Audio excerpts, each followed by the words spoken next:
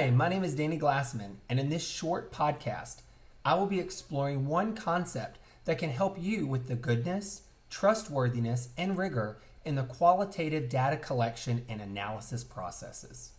Some ways of establishing goodness, trustworthiness, and rigor in your data collection and analysis process is through the use of member checking, positionality, peer debriefing, audit trail, use of thick, rich description, and triangulation, just to name a few.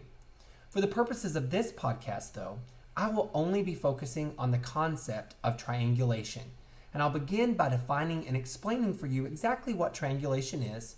I'll follow that by a discussion of the different types of triangulation that exist, and then I will address some issues and opportunities that exist for using triangulation. And finally, I'll offer some examples of using triangulation in qualitative research.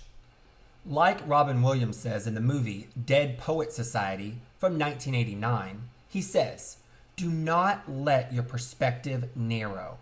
Always find a way to see situations and life from a different angle." This quote could easily be a citation advocating for triangulation, as this is its main rationale. Metaphorically, the term triangulation calls to mind the world's strongest geometric shape. That, of course, is the triangle. More specifically, however, the term triangulation is taken from land surveying. Knowing a single landmark only locates you somewhere along a line in a direction from that specific landmark.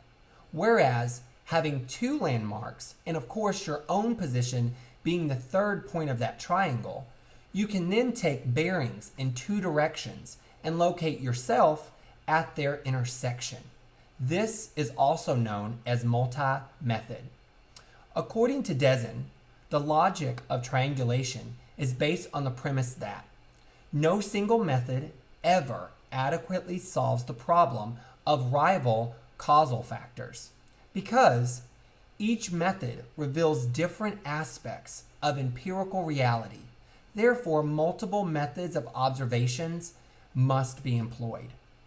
Shu also defines triangulation as using multiple sorts of data, data collection methods, or both, and of course, multiple investigators to collect that data.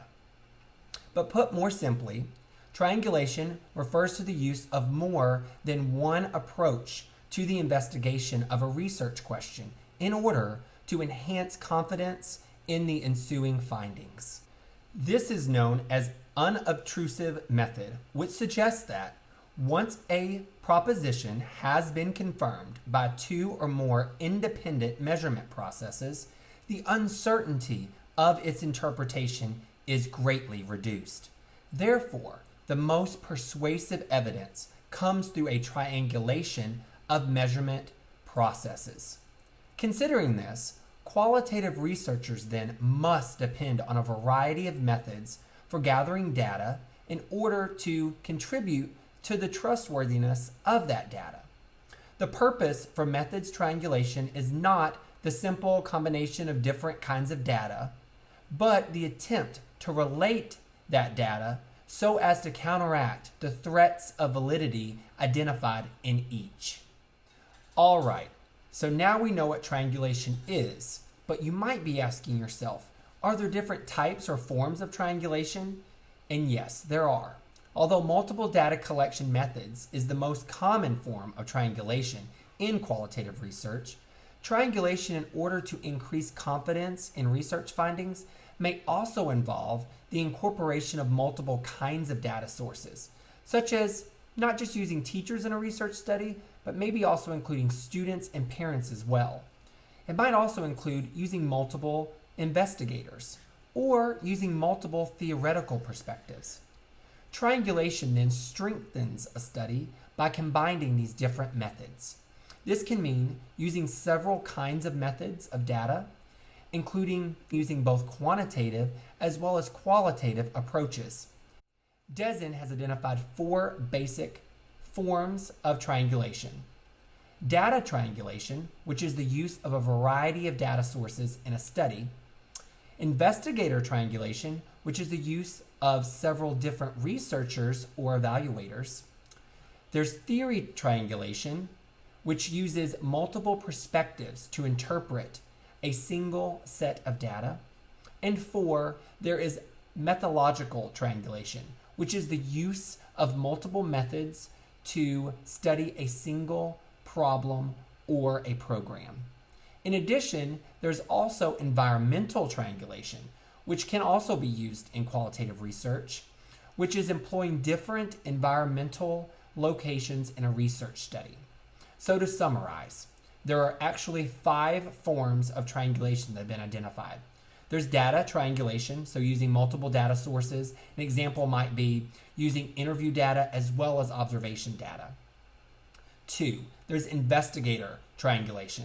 An example of this would be using a research team of multiple researchers or multiple investigators to study a problem. 3 is theoretical triangulation. So an example of this might be using a feminist and a constructivist theoretical perspectives in one research study, using the same data, but coming at the data analysis from 2 different perspectives. There's also methodological triangulation, and there's 2 forms of that. There's within method and there's between method. Within method triangulation is applying multiple techniques within one method of data collection. So an example of this might be combining non-participant observations with focus group interviews to kind of check that data.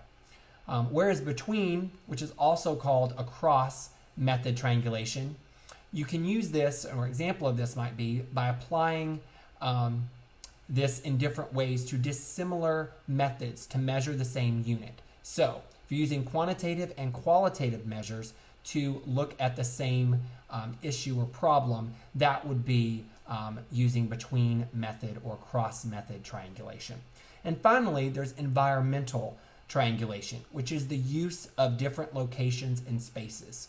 For instance, that might look like using different schools or colleges in a research study to see if the environment plays any role in the outcome or the findings. So those are the different forms of triangulation. When looking at different methods of qualitative research, it's always important to evaluate those methods. And so I'm going to now speak a little bit about how we evaluate triangulation. Some advantages or opportunities or support for using triangulation include increasing confidence in your research data, creating innovative ways of understanding a phenomenon from different and varying perspectives.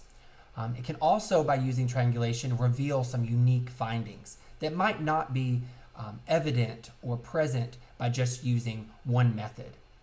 It also can challenge and integrate different theories by using methodological triangulation, kind of challenging different theories by looking at it from multiple perspectives or multiple lenses. And it can also provide a clearer understanding of that problem by offering so many different perspectives. On the flip side of that, there's also some disadvantages and some criticisms of using triangulation in qualitative research. One of the largest critiques of triangulation is that it applies realism to qualitative research. That is, that there's only one truth, and that by using multiple methods, you're increasing the ability to come to that one truth. And some different theories or approaches to qualitative research would argue against that, that there isn't one truth. And so by using triangulation, some theorists would challenge that notion.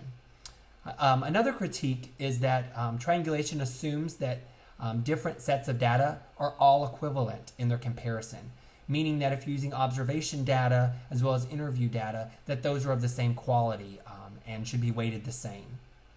Another critique is that it's time consuming. By using multiple methods, it takes more time.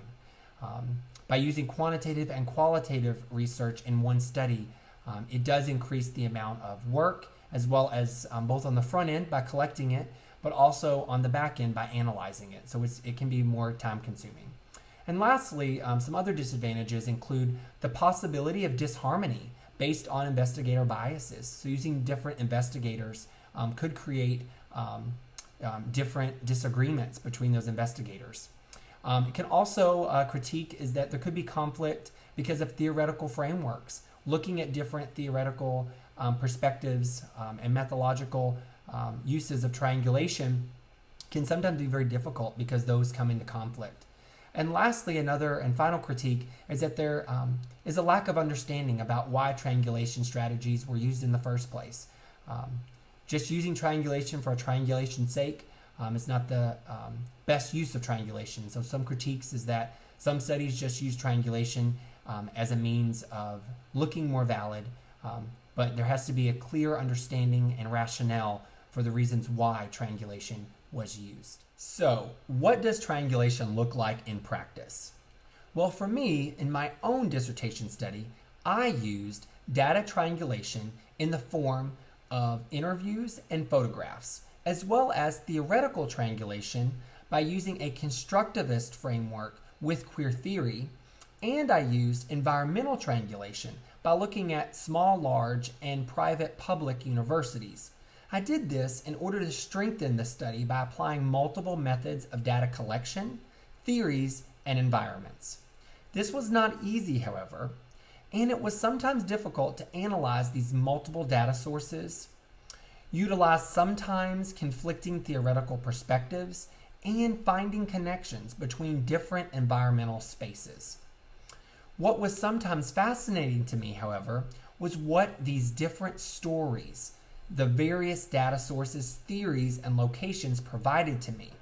I find that it sometimes provided me even more interesting ways of learning how data, theories, and spaces are not complementary, and what more it told me than what I might not have known by just using one vantage point.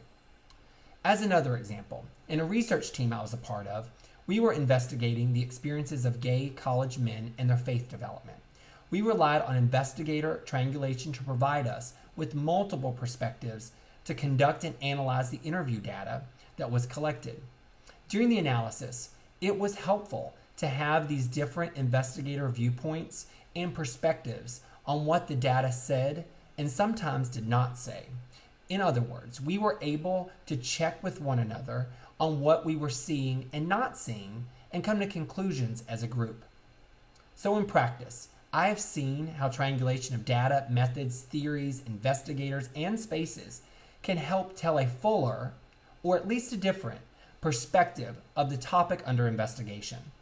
As qualitative researchers, it is critically important to consider the advantages and disadvantages of each type of triangulation when conducting qualitative research studies. In closing, it has been my aim and my hope that in this podcast, you are able to learn what triangulation is, the different forms of triangulation, and what opportunities and challenges exist in using triangulation in qualitative research. If you would like to explore this concept more fully, I encourage you to please refer to the references at the end of this podcast for further reading on triangulation in qualitative research. I want to thank you so much for viewing this podcast, and best of luck using triangulation in your own research.